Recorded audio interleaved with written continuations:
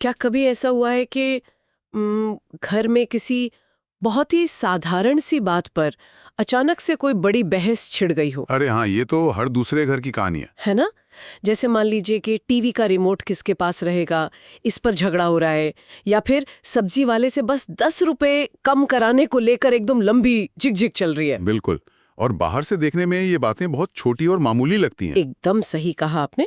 लेकिन सच कहूं तो हमारे घरों की इन्हीं छोटी छोटी नोक झोंक और साधारण बहसों में इंसान की मानसिकता के सबसे गहरे रहस्य छिपे होते हैं। और शायद इसीलिए आज की हमारी ये चर्चा बहुत खास होने वाली है। बिल्कुल।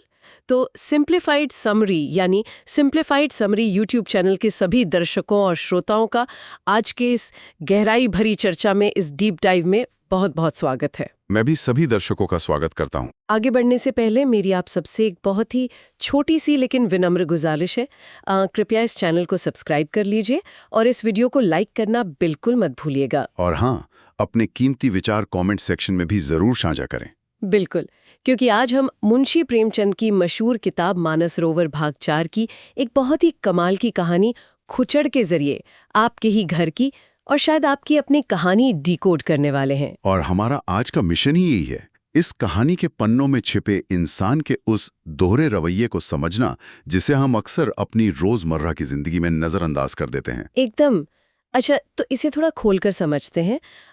कहानी की शुरुआत एक ऐसे दृश्य से होती है जो मुझे लगता है भारतीय घरों में बहुत ही आम है। हाँ, वो कचहरी से लौटने वाला दृश्य। हाँ, बाबू कुंदनलाल कचहरी से लौटते हैं एकदम थके हारे से, और वो क्या देखते हैं कि उनकी पत्नी रामेश्वरी एक कुंजड़िन से, यानी एक सब्जी वाली से पालक के लिए मोल भाव कर रही हैं। और मजे की बात यह है कि ये मोल भाव कोई साधारण सी बातचीत नहीं है। मतलब प्रेमचंद ने इसे किसी मनोवैज्ञानिक युद्ध की तरह पेश किया है। युद्ध? वो कैसे? देखिए, कुंजड़िन पालक का दाम बताती है टके सेर। अब टका मतलब उस जमाने में समझ लीजिए 2 पैसे। लेकिन रामेश्वरी एकदम अड़ी हुई है कि वो 1.5 पैसे में ही लेगी। बाप रे, सिर्फ आधे पैसे का फर्क? बिल्कुल। उस आधे पैसे के लिए आधे घंटे तक तराजू के दोनों पलड़ों के बीच ये जंग लड़ी जा रही है। लेकिन मुझे यहाँ एक बात सच में समझ नहीं आ रही। कुंदनलाल तो कचहरी से आए हैं ना, वो एक पढ़े लिखे आदमी है। हाँ, बिल्कुल है। तो फिर वो बीच बचाव क्यों नहीं करते? मतलब वो चुपचाप खड़े होके बस तमाशा देख रहे हैं? मुझे तो ये पूरा दृश्य शतरंज के एक जटिल खेल जैसा लगता है। या किसी कोर्टरूम ड्रामा जैसा? हाँ, किसी कोर्टरूम ड्रामा जैसा, जहां एक एक चाल बहुत सोच समझ कर चली जा रही है। मैं सोच रही थी कि क्या रामेश्वरी का ये सिर्फ पैसे बचाने का जुनून है, या फिर उस सब्जी वाली पर अपना वर्चस्व, अपनी पावर साबित करने की कोशिश है। ये बहुत ही वाजिब सवाल है। मतलब आधे पैसे के लिए इतना हंगामा करना आखिर कहाँ की समझदारी है? यहाँ जो सबसे रोचक बात है वो ये है कि ये सिर्फ आधे पैसे का मामला है ही नहीं।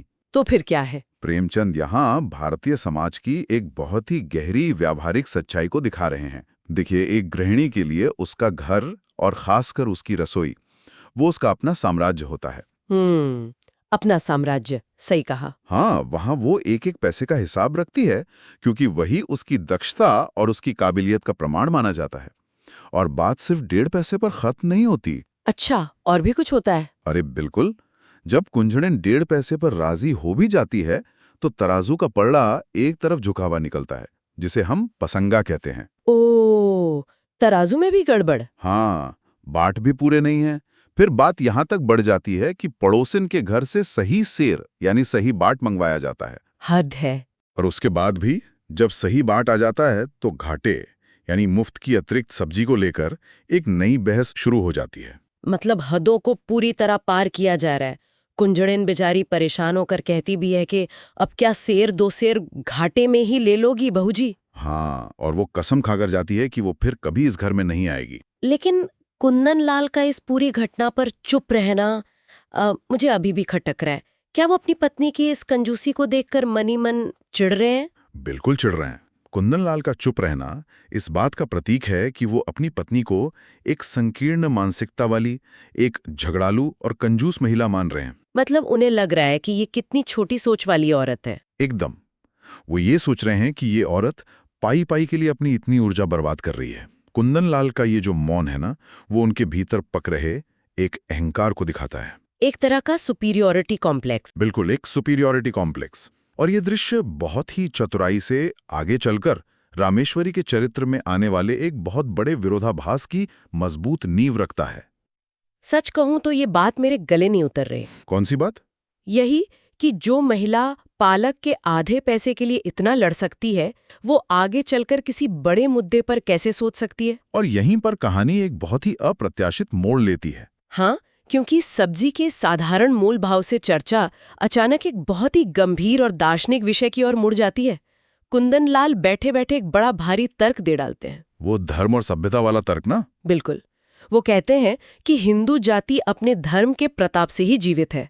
उनका ये मानना है कि रोम, यूनान, ईरान और सीरिया की तरह ये सभ्यता भी ना जाने कब की रसातल में पहुंच गई होती अगर धर्म ने से बचाए ना रखा होता। देखिए, ये उस दौर के पढ़े लिखे मध्यवर्गीय पुरुषों की एक बहुत ही पारंपरिक विचारधारा थी। कुंदन लाल सिर्फ अपने अस्तित्व को बचाए रखने को, यानी सिर्फ सर्वाइवल को ही सबसे बड़ी जीत मान रहे हैं। सिर्फ टिके रहना। हाँ, उनका मानना है कि समय के क्रूर आघातों का सामना ये जाति सिर्फ इसलिए कर पा रही है क्योंकि ये समझौता करना जानती है, वक्त के आगे झुकना जानती है। लेकिन इसके जवाब में रामेश्वरी जो कहती है, वो कुंदन लाल से दुनिया हिला देता है। बिल्कुल, उसके विचार बहुत विद्रोही हैं। हाँ, रामेश्वरी एकदम बेबाकी से कहती है कि गुलामी में जीना तो मौत के समान है, जीवन तो आजादी का, स्वाधीनता का नाम है। वो सीधी कहती है कि जिस दिन ये जाति अधीन हो गई, गुलाम हो गई, उसी दिन से वो इसे मरा हुआ समझती है। बहुत ही गहरी बात है ये। यहाँ पर बात बहुत दिलचस्प हो जाती है। कुंदन लाल पूरी तरह हैरान है। वो अपनी पत्नी को चकित होकर देखते हैं और सोचते हैं कि देखने में तो ये बिल्कुल भोली है, जरूर इसने ये बातें कहीं से सुना ली होंगी। मतलब वो मान ही नहीं सकते कि ये उसके खुद के विचार हैं। बिल्कुल, ये तो सरासर आज के दौर का मैंसप्लेनिंग वाला रवैया है, जहां एक पुरुष महिला की बौद्धिक क्षमता को एकदम कम आंक रहा है। ये एक बहुत ही सटीक तुलना की आपने।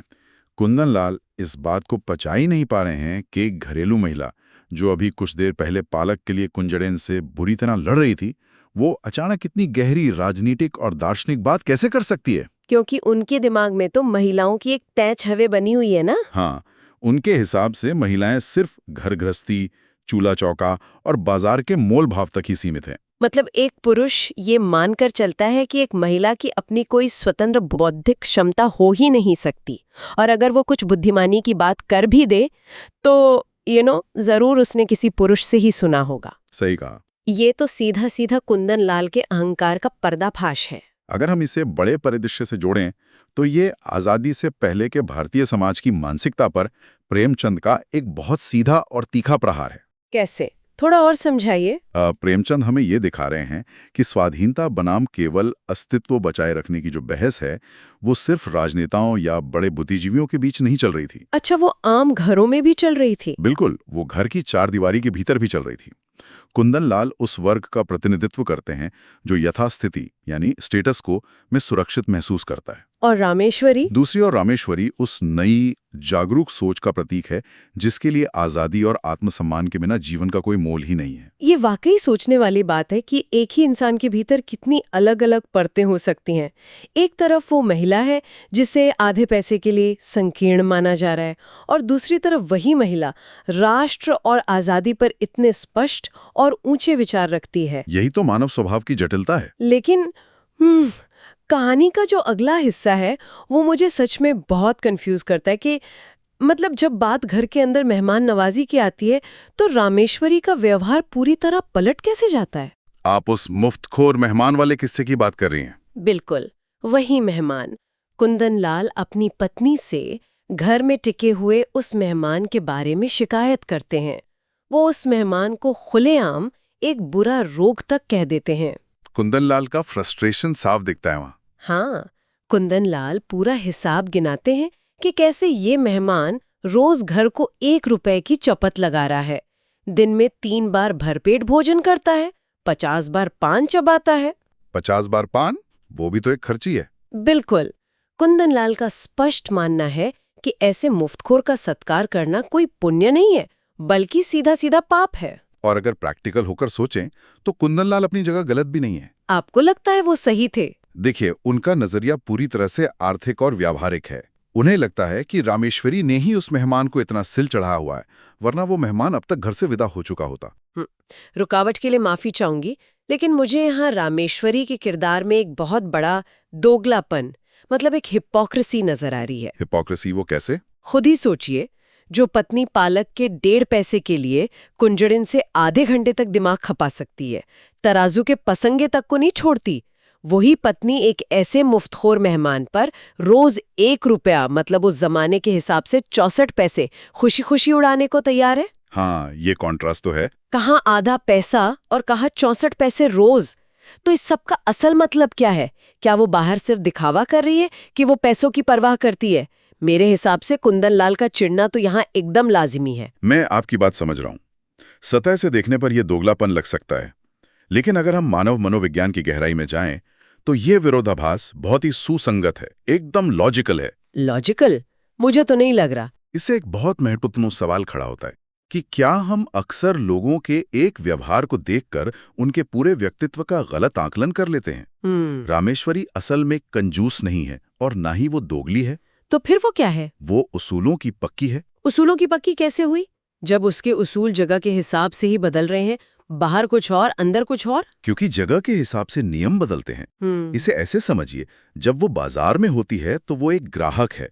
बाजार का नियम है अर्थशास्त्र, यानी इकोनॉमिक्स। अच्छा। वहां वो अपने पैसे का सही मूल्य चाहती है, वो ठगी नहीं जाना चाहती। वो घाटा भी मांगती है क्योंकि बाजार की व्यवस्था में वो उसका हक है। ये बात तो है। वहां आधे पैसे की लड़ाई नहीं है, बल्कि अपने हक और समझदारी की लड़ाई है। लेकिन जब बात घर की आती है तो घर के नियम बाजार के नियमों से बिल्कुल अलग हैं। घर में कौन से नियम चलते हैं फिर? घर में अर्थशास्त्र नहीं, बल्कि धर्मशास्त्र चलता है। अच्छा, तो आप कह रहे हैं कि घर की दहलीज पार करते इसकी प्राथमिकताएं पूरी तरह बदल जाती हैं। बिल्कुल। घर में अतिथि देवो भव का संस्कार चलता है। रामेश्वरी के लिए अपने घर आए अतिथि का सम्मान सर्वोपरि है, भले वो अतिथि मुफ्तखोरी क्यों ना हो। हाँ, वो मानती है कि मेहमान चाहे कैसा भी हो, जब तक वो खुद न जाए उसका अपमान करके उसे घर से धक्के मारकर निकालना उसके अपने आत्मसम्मान के खिलाफ है। ये तो मैंने सोचा ही नहीं। वो पैसों का नुकसान सह सकती है, लेकिन अपने संस्कार और आतिथ्य के उसूलों से समझौता करके अपना सम्मान नहीं गिरा सकती। बाप रे, ये तो कुंदन लाल के लिए एक और बाउंसर हो गया। बिल्कुल बाउंसर था। कुंदन लाल जो सिर्फ कचेरी के नियम जानते हैं, वो घर की इस गहरी नैतिकता को समझ ही नहीं पा रहे हैं।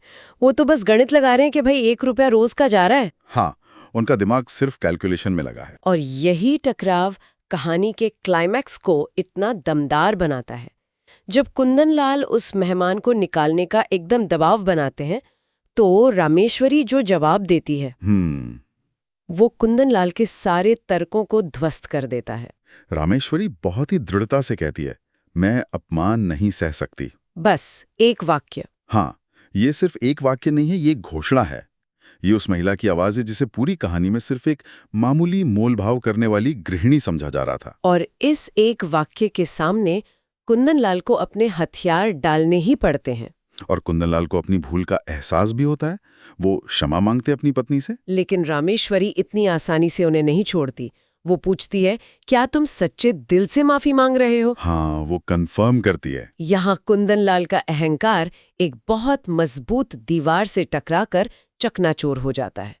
वो सोच रहे थे कि उनकी पत्नी नासमझ है, लेकिन उसी पत्नी ने उन्हें नैतिकता और उसूलों का सबसे बड़ा पाठ पढ़ा दिया। बिल्कुल सही। और ये दृश्य सिर्फ एक पति पत्नी की बहस का अंत नहीं है, बल्कि एक वैचारिक जीत है। एक विचार की जीत है। हाँ, और यहीं पर प्रेमचंद हमें कहानी के शीर्षक खुचड़ के असली मायने समझाते हैं। अच्छा, खुचड़ शब्द का असल में मतलब क्या होता है? खुचड़ शब्द का मतलब होता है वो इंसान जो बात बात पर नुक्स निकालता है, छोटी छोटी बातों पर चिढ़ता है और हमेशा जिग-जिग करता है। जैसे हम आम बोलचाल में कह देते हैं कि ये आदमी बड़ा खुचड़ है। बिल्कुल।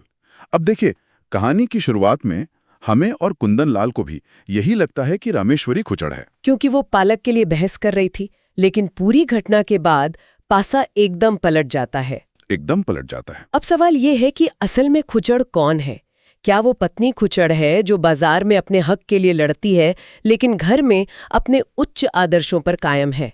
या फिर वो कुंदन लाल खुच्चड़ हैं, जो बात बात पर अपनी पत्नी के व्यवहार से चिढ़ते हैं, उसके स्वतंत्र विचारों को कम आंकते हैं और एक मेहमान के आने पर पैसों का रोना रोते हुए अपनी पत्नी के आदर्शों को नीचा दिखाते हैं।